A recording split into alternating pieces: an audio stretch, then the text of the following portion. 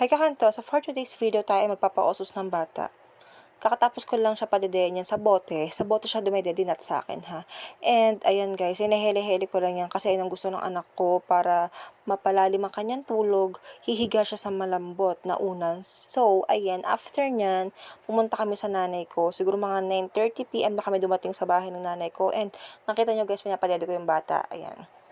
And alam niyo ba guys, may kukwento ako sa inyo tungkol sa naging access ko last 3 days. So ayan, may naka-access ako and syempre, ito yung mga iba't iba namang klaseng problema na dinudulog sa akin ng mga kalalakihan. Alam niyo ba guys, pwedeng siguro ako maging Madam Charo Santos. No, kasi sa akin lahat dumudulog yung, hindi man lahat ko, okay?